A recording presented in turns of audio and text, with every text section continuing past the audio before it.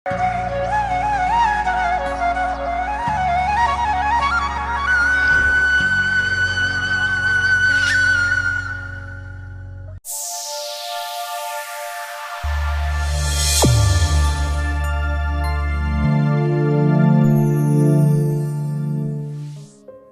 सबों को जय यीशु।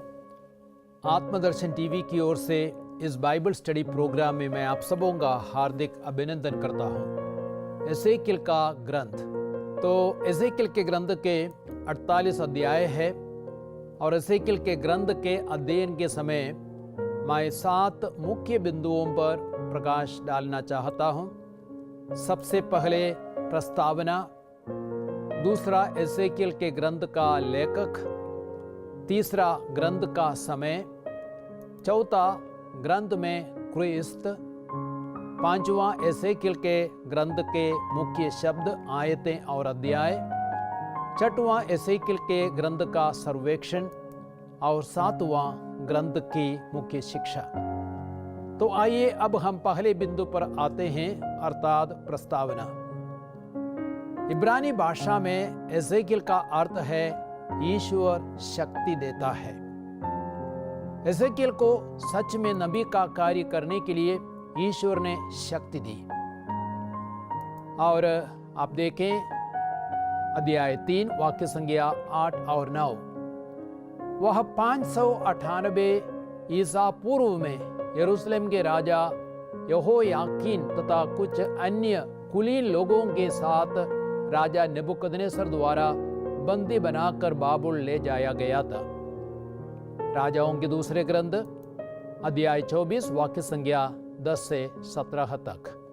नेबुकदनेस्सर ने राजा यहोयाकीन की जगह योशिया के तीसरे पुत्र सिदकिय्याह को यूदा और यरूशलेम का राजा नियुक्त किया। दूसरा इतिहास का ग्रंथ अध्याय 36 वाक्य संख्या 10। लेकिन सिदकिय्याह ने नेबुकदनेस्सर के विरुद्ध विद्रोह किया। फलस्वरूप नेबुकदनेस्सर अपनी सेना के साथ यरूशलेम आया। उसने 587 ईसा पूर्व में यरूशलेम मंदिर को लूटा एवं मंदिर और नगर को जला दिया। बाबुल के राजा सिदकिय्याह और उसके पदाधिकारियों को बाबुल ले गया। इतिहास का दूसरा ग्रंथ अध्याय 36 वाक्य संख्या 17 से 19 तक। नबी यिर्मयाह ने यरूशलेम में रहते हुए उसका विध्वंस अपनी आंखों से देखा और उसका वर्णन किया था। लेकिन नबी एजेकियल ने दूर बाबुल से ही विध्वंस का दृश्य दिव्य शक्ति से देखा और उसका वर्णन किया। अपने ग्रंथ में उन्होंने लोगों को पश्चाताप का उपदेश दिया और यरूशलेम के विध्वंस की पूर्व सूचना दी। एजेकियल ने उन्हें यह भी बताया कि इज़राइल का फिर उद्धार होगा और यरूशलेम का पुनर्निर्माण किया जाएगा। अब हम दूसरे बिंदु पर आते हैं, अर्थात एजेकियल के ग्रंथ का लेखक। एजेकियल का जन्म 621 ईसा पूर्व राजा योशिय्याह के शासनकाल के 18वें वर्ष हुआ था। एजेकियल याजक बूजी का पुत्र था और याजक वंश का था। अध्याय 1 वाक्य संख्या 3। प्रभु ने उसे नबी का कार्य करने के लिए बुलाया। उसका पैगंबरी कार्य याजकीय बातों को, जैसे मंदिर, पुरोहिताई, बलिदान, ईश्वर की महिमा आदि चीजों को महत्व देता है। एजेकियल को ईश्वर की शक्ति और योजना से संबंधित कई सारे दर्शन मिले। इसमें संदेह नहीं कि ग्रंथ का अधिकतम भाग नबी एजेकियल की रचना है। ग्रंथ में उत्तम पुरुष एक वचन का इस्तेमाल किया गया है, जो यह दर्शाता है कि एजेकियल ही ग्रंथ का लेखक है। अध्याय 1 वाक्य संख्या 3, अध्याय 24 वाक्य संख्या 24। संभव है कि स्वयं नबी ने या उनके शिष्यों ने इसमें कहीं कहीं परिवर्तन किया हो, कुछ नया जोड़ा हो या इसके किन्हीं अंशों का पुनर्लेखन किया हो। अब हम तीसरे बिंदु पर आते हैं, अर्थात ग्रंथ का समय। नबूकदनेस्सर ने 3 चरणों में यरूशलेम का विनाश किया। प्रथम बार 605 ईसा पूर्व में उसने यहोयाकीम को अपने अधीन में कर लिया और कुछ मुख्य लोगों को बंधक बनाया और बाबुल ले गया, जिनमें दानियल और उसके साथी भी थे। तब 598 ईसा पूर्व में यहोयाकीम और उसके बाद उसके पुत्र यहोयाकीन ने नबूकदनेस्सर के विरुद्ध विद्रोह किया। बाबुल के राजा ने फिर यरूशलेम पर आक्रमण किया और 10,000 लोगों को बंदी बनाया और उन्हें बाबुल ले गया, जिनमें यहोयाकीन और एजेकियल शामिल थे। फिर तीसरी बार नबूकदनेस्सर ने 587 ईसा पूर्व में यरूशलेम मंदिर को लूटा एवं मंदिर और नगर को जला दिया। बाबुल का राजा यूदा के राजा सिदकिया और उसके पदाधिकारियों को बाबुल ले गया।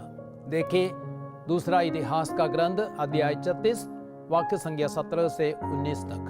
नबी एसेकियल ने बाबुल निर्वासन के समय अर्थात 593 ईसा पूर्व से 571 ईसा पूर्व तक नबी का कार्य संपन्न किया।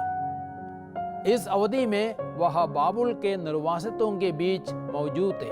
वह 598 ईसा पूर्व में यरूशलेम के राजा यहोयाकीन तथा कुछ अन्य कुलीन लोगों के साथ राजा नबूकदनेस्सर के द्वारा बंदी बनाकर बाबुल ले जाए गए थे। निर्वासन के 5वें वर्ष एजेकियल को नबूवत का आह्वान मिला। अगले 20 वर्षों में उन्होंने अपने साथ के निर्वासितों को निरंतर ढारस बंधाया। अब हम चौथे बिंदु पर आते हैं, एजेकियल के ग्रंथ में क्रिस्त। नबी एजेकियल मसीह को देवदार की एक टहनी के रूप में प्रस्तुत करते हैं, जो इज़राइल के ऊंचे पहाड़ पर लगाया जाएगा और एक शानदार देवदार बन जाएगा। नाना प्रकार के पक्षी उसके नीचे आ जाएंगे, वे उसकी डालियों की छाया में बसेरा करेंगे। अध्याय 17 वाक्य संख्या 22 से 24 तक। नबी ईसाया भी उसे टहनी कहता है, अर्थात क्रिस्त को टहनी कहता है।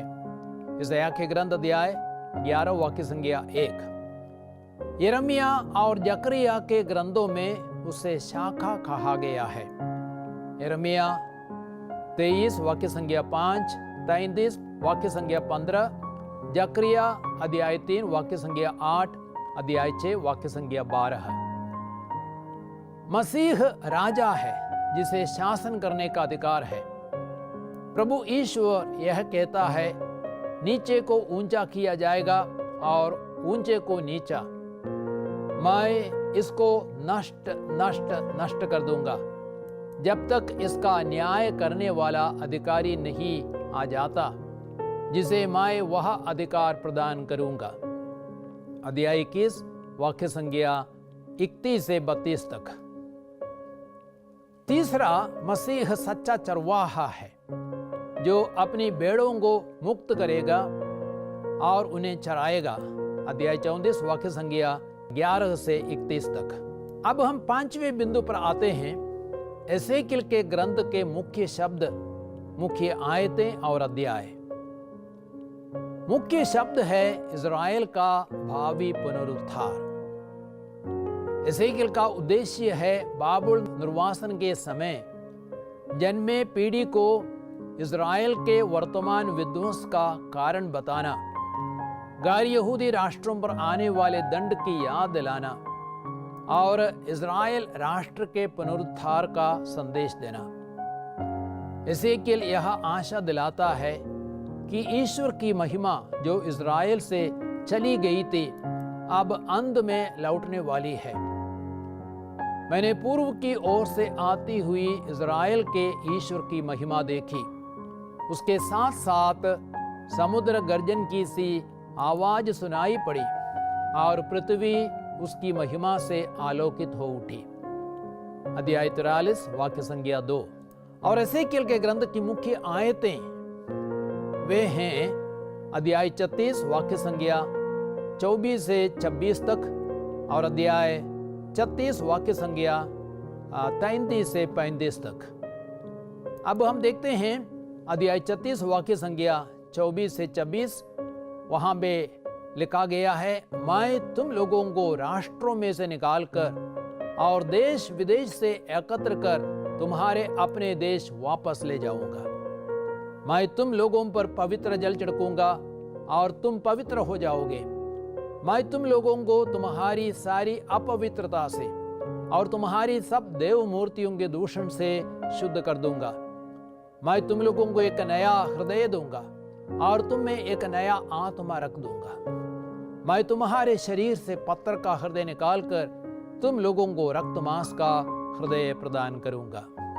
इस पद द्वारा नबी इज़राइलियों को आशा का संदेश देता है, उनके पवित्रीकरण और उन्हें नए हृदय और आत्मा देने का वायदा करता है। अब हम देखते हैं दूसरी मुख्य आयतें अध्याय 36 वाक्य संख्या 33 से 35 तक। प्रभु ईश्वर यह कहता है, मैं जिस दिन तुम लोगों को तुम्हारे सभी पापों से शुद्ध कर दूंगा, उस दिन मैं नगरों को फिर से बसाऊंगा और उजड़े स्थानों का पुनर्निर्माण होगा और वह भूमि जो उजाड़ पड़ी हुई थी वहां से गुजरने वाले लोगों के सामने उजाड़ दिखने के बदले ज्योति जाने लगेगी। तब वे लोग यह कहेंगे, यह भूमि जो पहले उजाड़ थी अदन वाटिका जैसी हो गई है तथा बंजर उजाड़ और विनष्ट नगर आबाद और किलाबंद हो गए हैं। इन वचनों द्वारा नबी इज़राइल के पुनरुद्धार का संदेश देता है। अब हम देखते हैं एसेकिएल के ग्रंथ का मुख्य अध्याय है एसेकिएल 37, जहां सूखी हड्डियों के दृश्य का वर्णन किया गया है। यह दृश्य इज़राइल के पुनरुद्धार की आशा जगाता है। प्रभु अपने वचन और आत्मा द्वारा इज़राइल का पुनरुद्धार करेगा।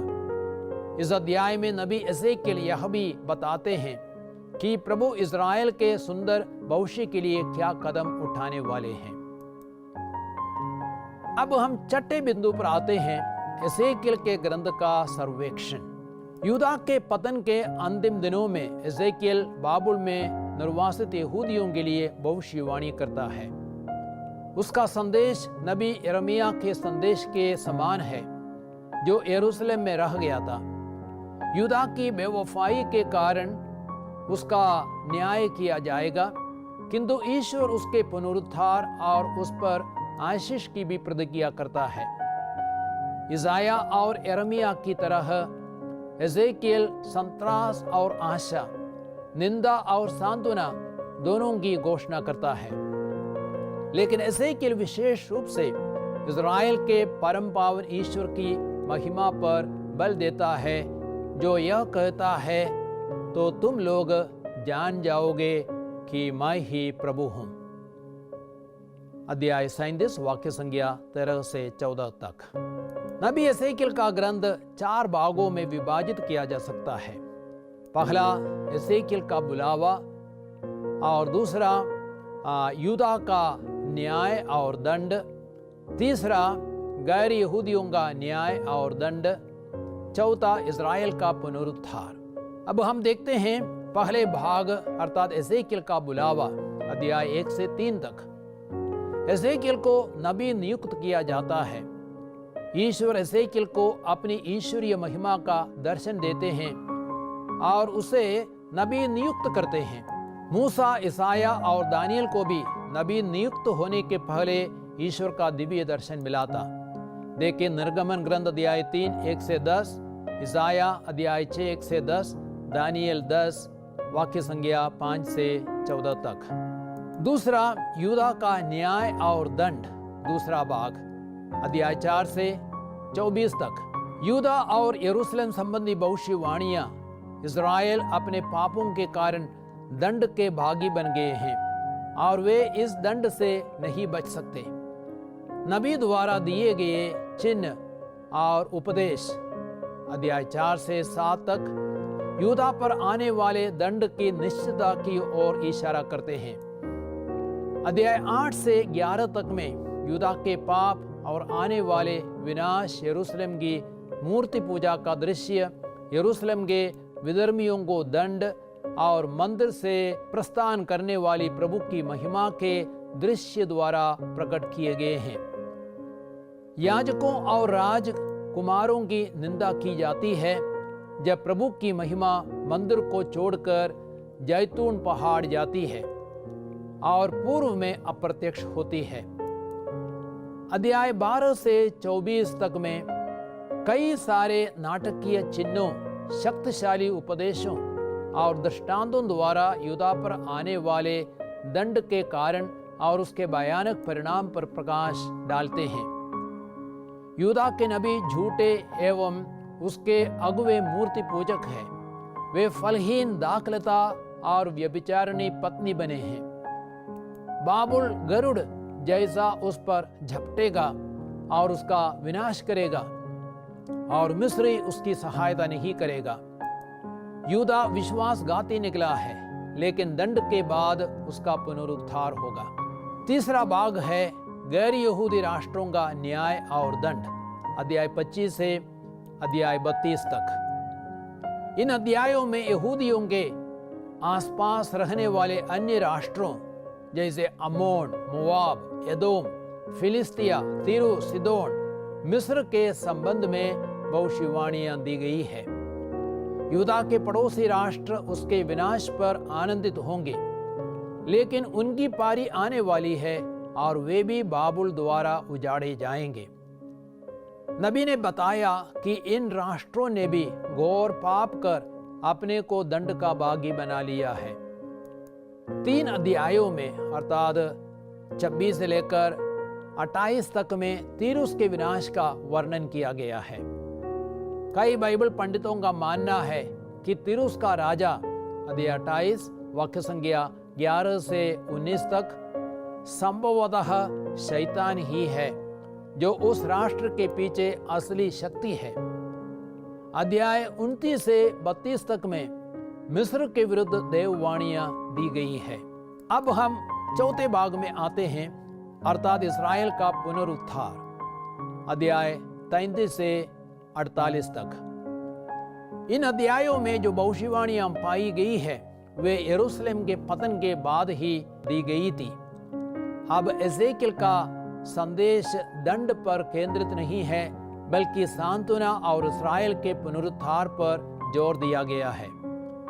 नबी इस्राएलियों को धैर्य धारण करने का उपदेश देता है और यह आश्वासन देता है कि उनका पुनरुद्धार होगा।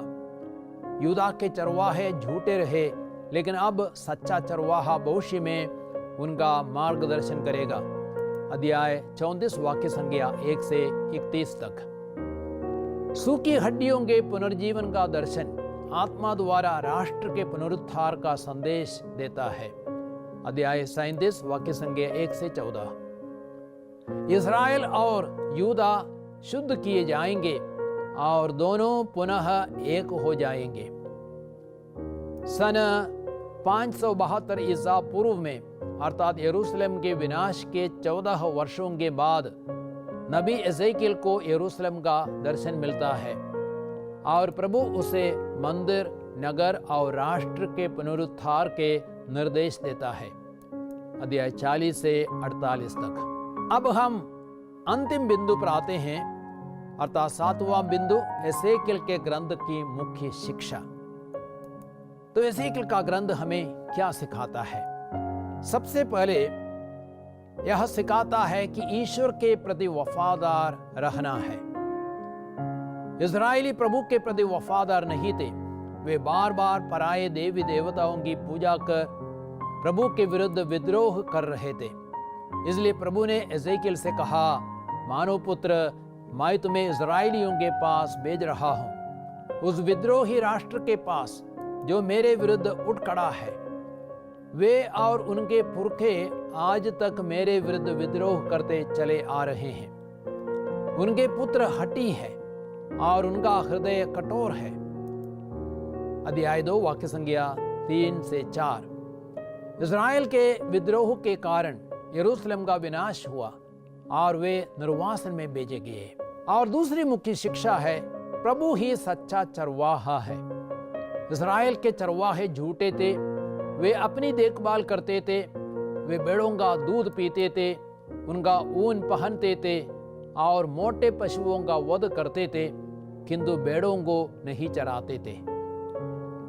इसलिए प्रभु ने कहा, मैं स्वयं अपनी भेड़ें चराऊंगा और उन्हें विश्राम करने की जगह दिखाऊंगा। जो भेड़ें खो गई है मैं उन्हें खोज निकालूंगा, जो भटक गई है मैं उन्हें लौटा लाऊंगा, जो घायल हो गई है उनके घावों पर पट्टी बांधूंगा, जो बीमार है उन्हें चंगा करूंगा, जो मोटी और बली चंगी है उनकी देखरेख करूंगा। मैं उनका सच्चा चरवाहा होऊंगा। अध्याय 34 वाक्य संज्ञा 15 से 16 तक। तीसरी मुख्य शिक्षा है, ईश्वर दंड भी देता है और क्षमा भी करता है। नबी एसेकिएल ने प्रमुख रूप से यह प्रतिपादित किया कि ईश्वर दृढ़ प्रतिज्ञ है, वह विधान भंग करने वालों और विश्वासघातियों को कठोर दंड देता है। प्रभु कहता है, उन्होंने देश में रक्त बहाकर और देव मूर्तियों को स्थापित कर उसे अपवित्र कर दिया, इसलिए मैंने उन पर अपना क्रोध प्रदर्शित किया। मैंने उन्हें राष्ट्रों में तितर बितर कर दिया और वे विदेशों में बिखर गए। मैंने उनका आचरण और व्यवहार के अनुसार उनका न्याय किया है। अध्याय 36 वाक्य संज्ञा 18 से 19। लेकिन अपने लोगों को सुधारने का अवसर देकर उन्हें क्षमा भी करता है और कभी उनका परित्याग नहीं करता। चौथी मुख्य शिक्षा है, ईश्वर जीवन का पुनरुद्धार करता है। इस्राएली बाबुल में निर्वासन के कारण सूखी हड्डियां जैसे बन गए थे। उनकी आशा टूट गई थी और उनका सर्वनाश हो गया था। वे कब्रों में पड़ी लाश जैसे थे। लेकिन प्रभु उनसे कहता है, मैं तुम्हारी कब्रों को खोल दूंगा मेरी प्रजा। मैं तुम लोगों को कब्रों से निकालकर इस्राएल की धरती पर वापस ले जाऊंगा। मैं तुम्हें अपना आत्मा प्रदान करूंगा और तुम में जीवन आ जाएगा। प्रभु अपनी वाणी और आत्मा द्वारा इस्राएलियों का पुनरुद्धार करता है। अध्याय 37 वाक्य संज्ञा 1 से 14 तक। पांचवी शिक्षा है, पवित्र आत्मा जीवन देता है और फलवंत बनाता है। एसेकिएल मंदिर की देहली के नीचे से पूर्व की ओर जल बहता हुआ देखता है।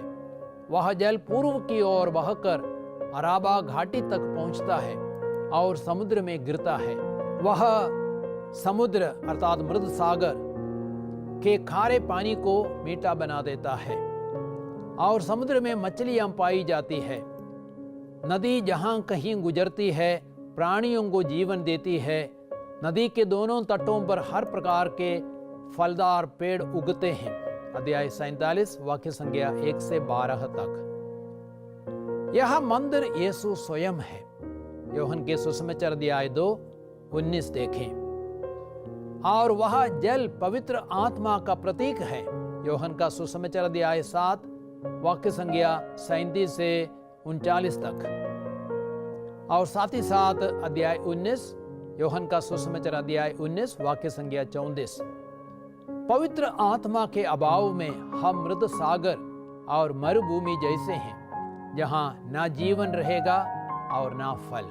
तो प्यारे भाइयों और बहनों, आपने एसेकिएल का ग्रंथ का अध्ययन करने का प्रयास किया है और मेरी आशा है आप और अच्छी तरह उस ग्रंथ को समझ पाएंगे। अब आप उस ग्रंथ का अध्ययन करें।